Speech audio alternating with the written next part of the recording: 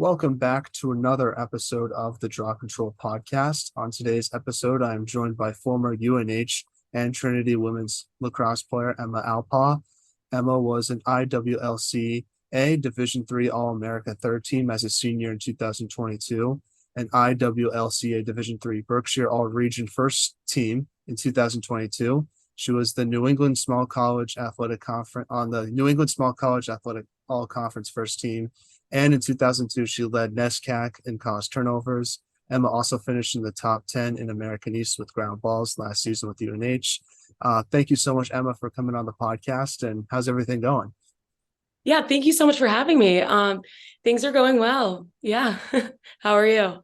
I'm doing well, obviously, just enjoying summer break before I head back to school in a week from now. So that's pretty much what I've been up to for the last few weeks. So, but how was your summer? Have you done anything fun or interesting? Yeah, no, my summer's been good. It's definitely been like pretty low key. I actually just moved into New York, so that's been good. Yeah, a few weekends ago, I was down in Kiowa with my family for a little family vacation. So that was really nice. Yeah, how's your summer been? It's been good. Like I said, just been sort of getting ready for school to start next week. Just been chilling. I did an internship in Boston this summer as well, which was a lot of fun working for a healthcare company. So that's basically what I've been up to this summer. Just a lot of work and sort of just relaxing before the school year begins. But how's New York treating you? It's good. Yeah. It's definitely like a huge adjustment, like working in the office every day. But it's been a lot of fun. Definitely, it's been good.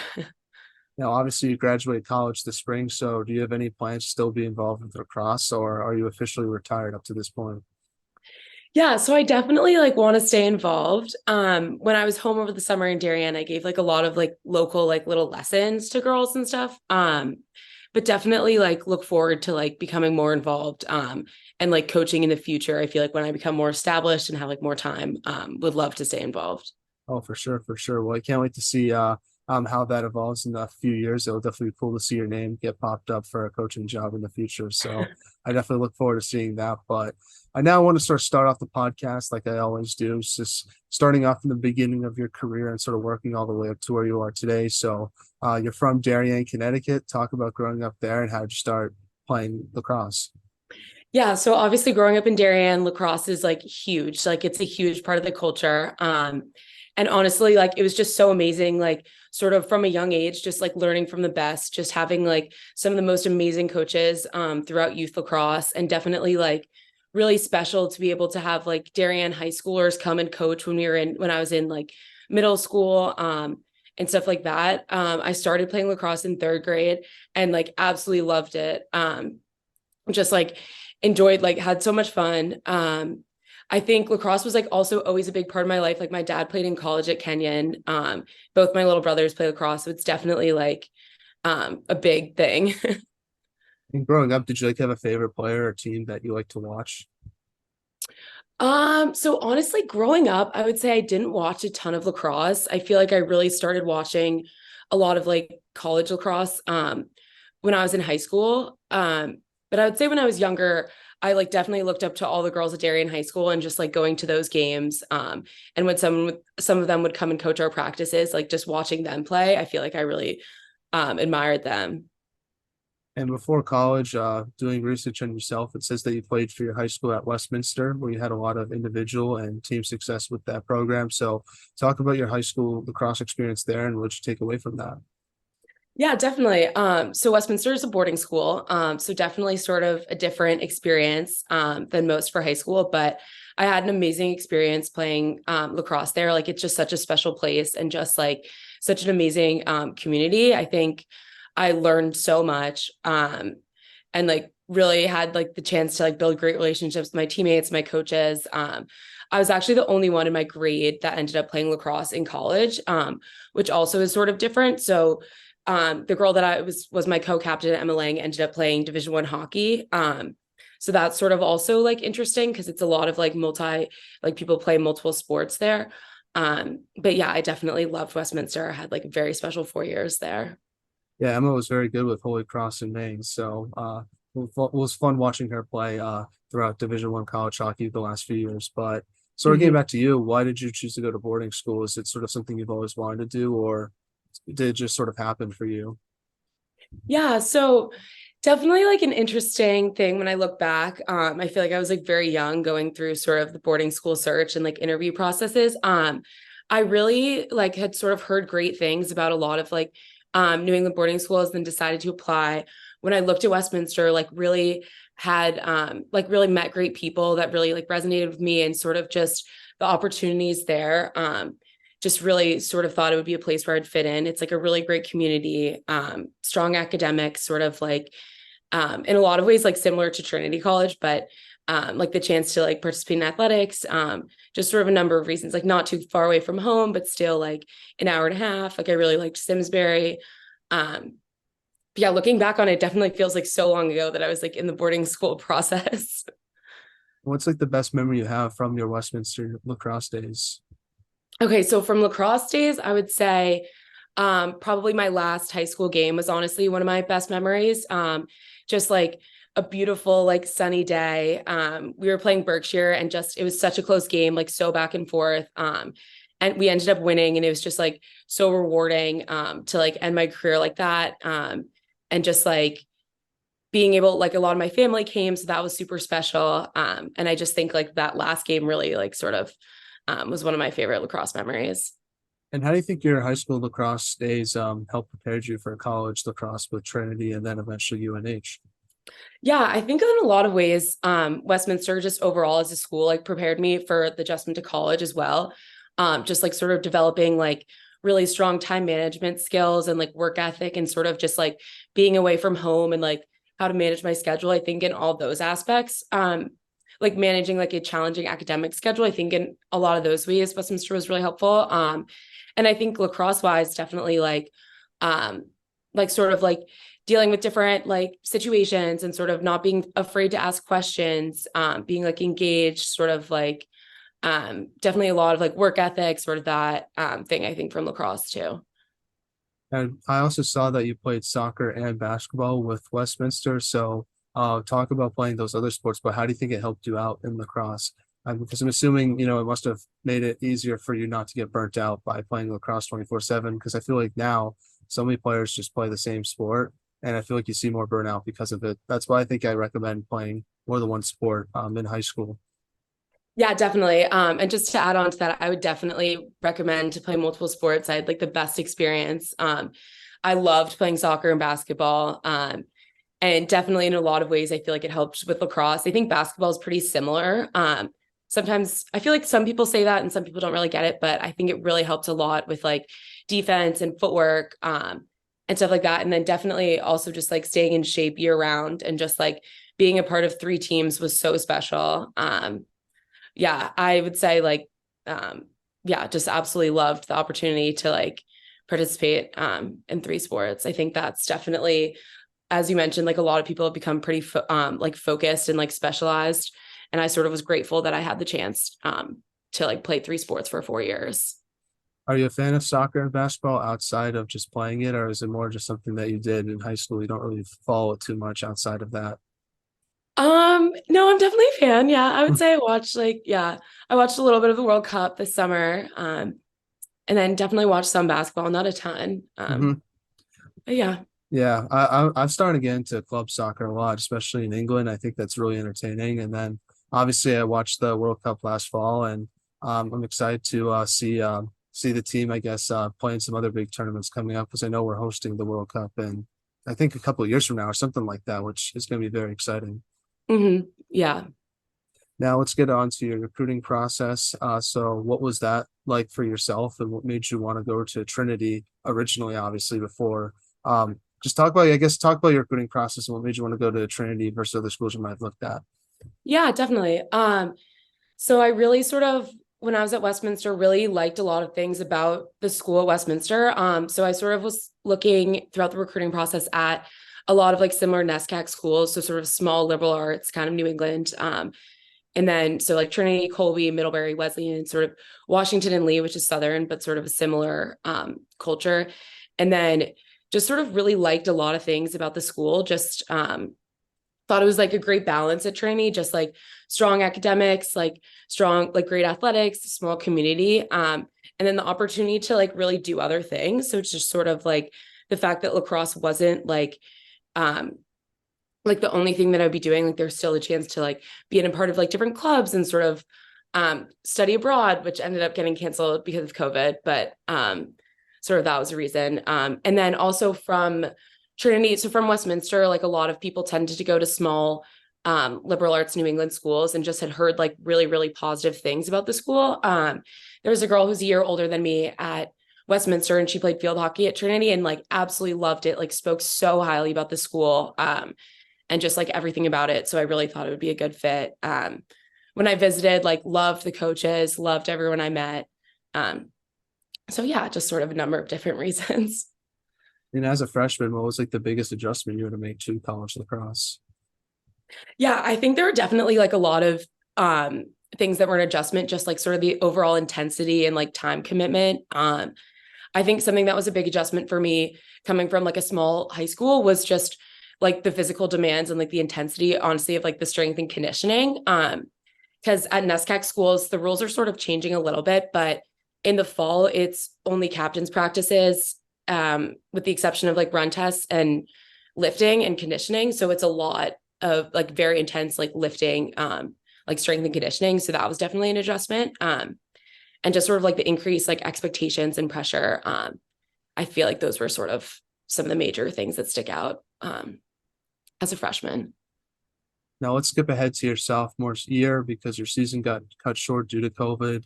How'd you handle the challenge of having your second year get canceled, and how'd you sort of handle the challenge of preparing and staying in shape with someone with so many restrictions and uncertainty regarding the future during that time period?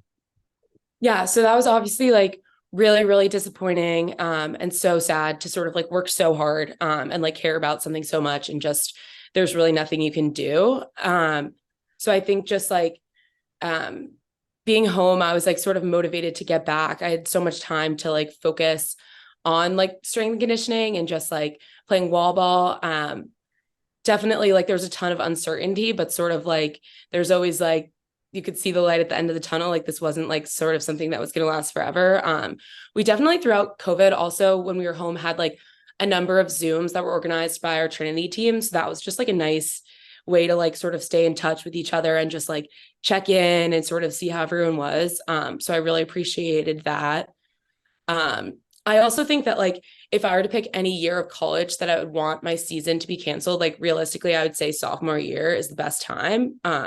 Just because it wasn't my first year and it wasn't like my last, I still had two more to look forward to. Also like I feel like it's important to mention that like looking back on it, ultimately COVID like created a huge opportunity for me with the blanket year of eligibility to be able to take a fifth year. So I think looking back on it now, it's like there's like a huge, huge silver lining to COVID. Because I likely would have never had that opportunity otherwise. Yeah, definitely like some of the opportunities that, COVID might have given people, but the disease itself and sort of the restrictions that you had to deal with at the time were not fun to say the least. So I still don't like that. Oh my God, I know. Definitely sort of, yeah, different perspective. I mean, yeah, it's such as, yeah, so scary and like so crazy. Now, when I was doing research for this podcast, I noticed that you didn't get a lot of playing time until your junior season. So, what would you say was like the biggest improvement that you made to your game that led to the success that you had on the field and your final 3 years of college lacrosse and led to more playing time as well? Yeah. So I would just say, first of all, just like really always like working my hardest in practice every like single opportunity I got. So always giving 100%, whether that's like standing on the sidelines and then finally like getting to go in and play scout defense, just like always doing my best. And then also on the other hand, I think really something for me that was really impactful was just meeting with my coaches and just being able to receive as direct feedback as possible. So just sort of a lot of that was like IQ wise, just sort of adjustments that I needed to make. And I think watching film really helped with that. I think over time I was really able to like improve my like game sense and awareness just through watching film and being like very attentive, asking questions. I think for me, like watching film specifically and just really like asking questions in that sense was something that was able to be productive. What were some things that you did to work on your defensive game? Because that's obviously, in my opinion, the most impressive part of your game, and something that I enjoyed watching was how good you were at creating cause turnovers and ground balls. So I'm curious how you sort of worked on that, because that's my favorite part of your game, if you were to ask me. Thank you. Yeah, I would just say doing like a lot of footwork, ladders, like agility, stuff like that for footwork. And then honestly, just like playing, just like doing 1v1s and just like we do a lot of like man down drills in practice, which I think are really helpful and really productive. Just awareness. I'm trying to think of what else. Film, I think, is helpful. Just sort of watching like teams that have really powerful defenses, just sort of watching them shift and adjust, and like communication. Um, yeah. Now, talk about your lacrosse experience with Trinity and what you took away from your time there. Yeah. So at Trinity, I loved my experience. I met a lot of amazing people, like cherish those friendships forever. Had the chance to like play for amazing coaches as well, who really cared just like on and off the field.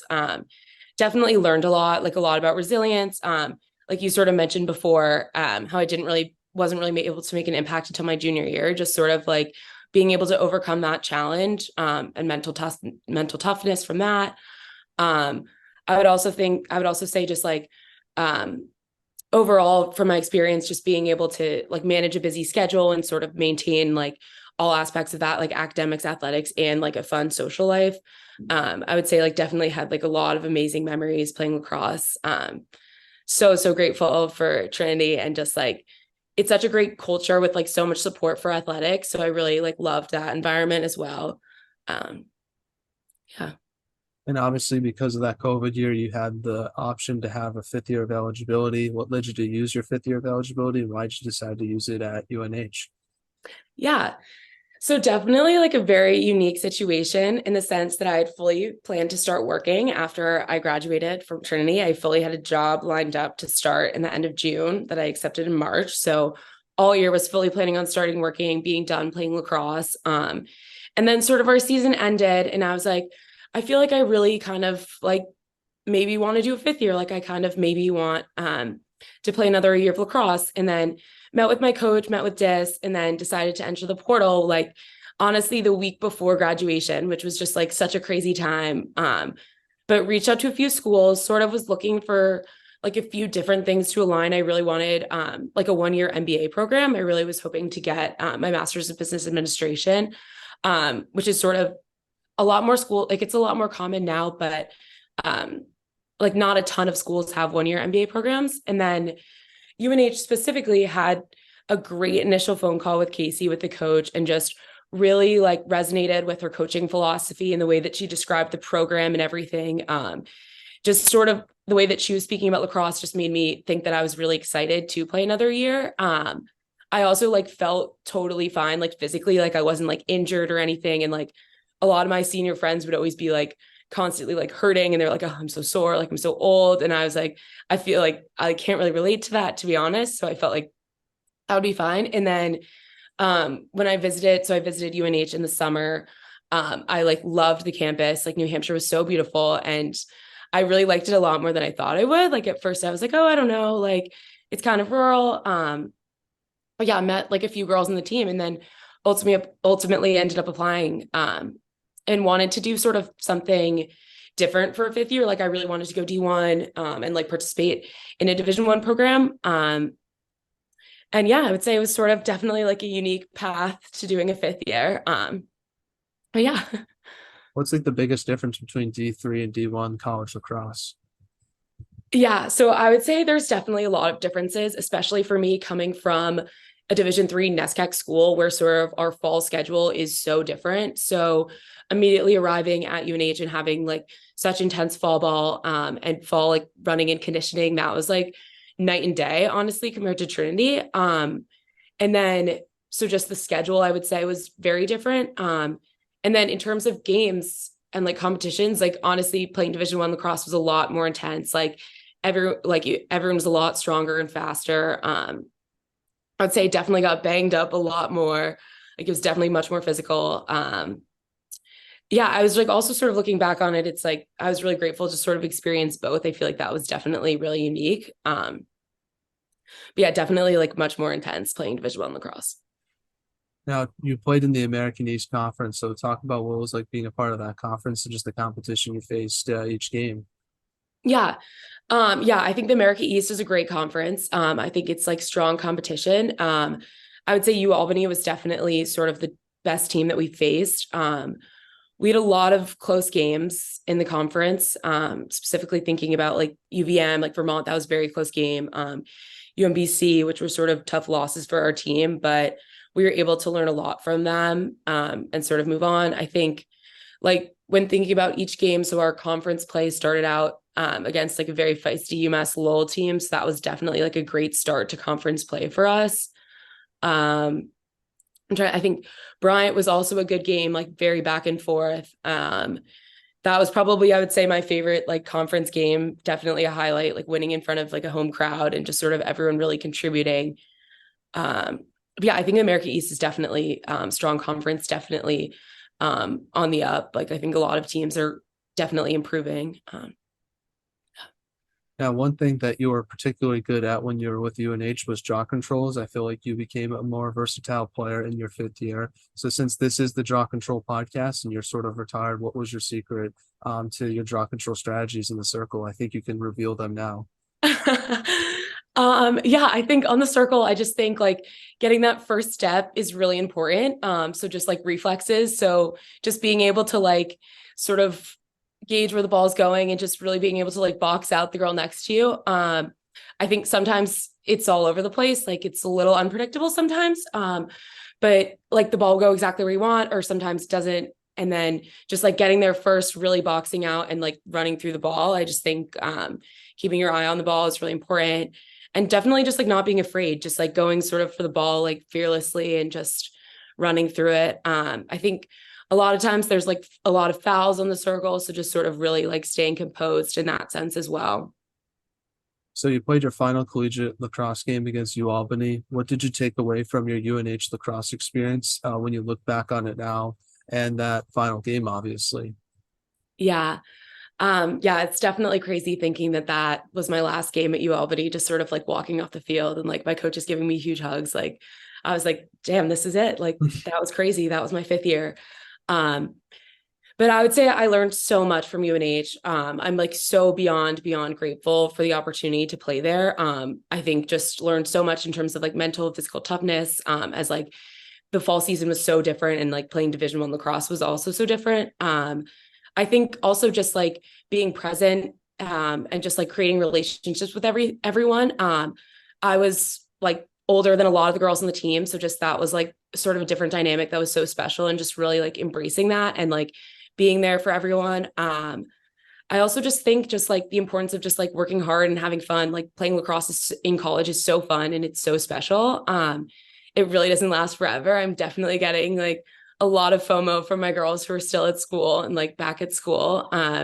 So just like cherishing that. Yeah, but overall, just like so lucky that I was able to be a part of like such an amazing team and program for a year. And like can't wait to see where UNH lacrosse goes in the future. So, we're now in a segment to call a non-lacrosse segment, or ask you some non-lacrosse questions just to get to know you a little bit more off the field. So, my first one is, if there was a movie made about your life, who would you want to play yourself and why? Okay, so I would say a young Lindsay Lohan. Probably just because of the red hair. I didn't really think of any other really reasons. But just thinking of the Parent Trap and just sort of, I feel like that would be funny. Yeah, Lindsay Lohan's a good actress. I think people sort of underrate her for sure. And yeah, no, I read somewhere that like red hair is like super rare. Like only like less than 5% of people have it. Yeah, definitely. Yeah, it's That sort of crazy. that's awesome. I love red hair though. That's really cool. It's very rare. That's probably why I like it so much. So I would Who say would you, for I have a question for you. Who would you yes, pick if you had to, if there's a movie made about your life? I'd probably say Ryan Reynolds. I know we don't look anything alike, but I would think it would be cool to brag to people saying that he played me in a movie. And I just want movie would be sort of funny. At least I would want it to be funny. And I Mhm. think he's a funny guy, so that's probably why I would pick him.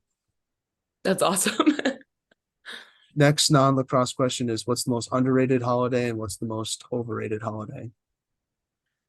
Okay, overrated, I would say Halloween. I'm not like a big Halloween girl. I just feel like I'm kind of over it. And then the most underrated holiday, I feel like maybe I don't know if July 4th is like underrated, but I feel like July 4th is a really fun holiday, like middle of the summer. Yeah. Sort of love that.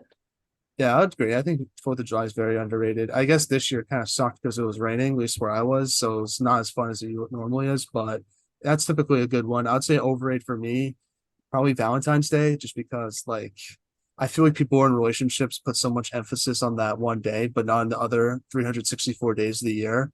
And I just feel like if you're gonna put emphasis on the one day, you gotta do it for some other days outside of that one as well. And I feel like as an observer, I just don't really see that too much.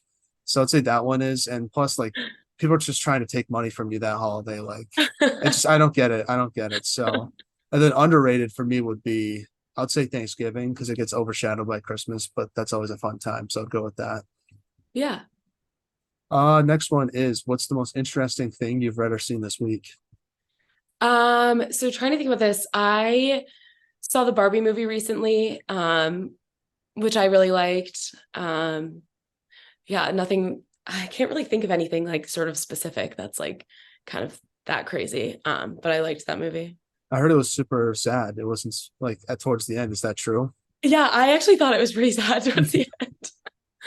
I saw Oppenheimer and that was pretty Mhm. good. But I would Yeah. say the most interesting thing I saw this week was I was reading something about like sports, entertainment industry and how it's going to change with streaming. And I just thought it was interesting because a lot of states have now legalized gambling. And Mhm. now with legalized gambling, it's sort of changed the way how ESPN and other sports, broadcast companies have to operate. And I just thought it was pretty interesting because there's going to be different with all these TV contracts and sort of realignment with college. It's going to be interesting. It's sort of there's going to be a shift with how streaming services work and all that stuff. I think we've sort of seen it with TV and movies, and now we're going to see it with sports. And I just thought it was a really interesting article because more and more people are cutting the cord, and most people are now watching their sports on streaming services or illegal websites, which I didn't really know. Which I just thought was a pretty interesting read. And I'm really into the contracts and all that sports TV stuff, so I thought that was pretty cool. Yeah, that's definitely super interesting. What's your most embarrassing lacrosse moment? Okay, so I don't know if this is like counts, but so sometimes for games, I would like aggressively fake tan. And one time after a game, like one of the coaches asked my coach and was like, "Who's the girl with the really bad fake tan? Like she's really good." And my coach was like, "Oh, I know exactly who you're talking about." Oh So that man, was kind of funny. that's pretty funny. I had a buddy who spray tanned before going to California, and when it started to rain, and the spray tan started coming off, and it was just so embarrassing, and everyone was laughing at him, and that's one of the funniest stories I've heard from him. So that's every That's time I think of funny. spray tan, I just think of that story for me. Uh, you obviously had the best off the field style on the UNH women's lacrosse team, but besides yourself, who would you say had the best style on the team? You could say Um, yourself too if you really want to. I'll give a shout out to my coach, Casey Lewis. Awesome, awesome. And then last non-lacrosse question is if you could if what is one item on your bucket list that you hope to do one day?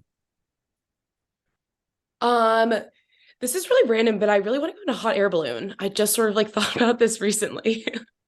That's honestly on my bucket list. That'll be up there for sure Yeah. because it's super kind of risky, but it's not dangerous at all. It's not like going in a submarine to see the Titanic dangerous. So Hmm. I would say that's up there for me too. I'd say for me, probably just travel. Like I'd love to see Yeah. like Norway, Sweden, and Denmark. Those seem like really cool places with cool landmarks. So I'd love to do that someday and just see different parts of the world because I haven't really traveled that much in my life. Yeah, Now, definitely traveling's up there.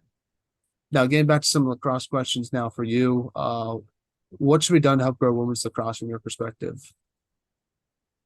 Yeah, I think it's definitely broadcasting and stuff has been increasing and just like sort of like increasing just like college games that are streamed on TV. I think that is sort of like one thing, and then also just making the game like more accessible. So one thing when I was at Trinity that I really liked being a part of was we participated in inner city lacrosse, which so sort of on Sundays, local kids would come for a few hours and we would host lacrosse clinics. And it was definitely just like an amazing chance to grow the game and sort of like inspire some of the kids in Hartford.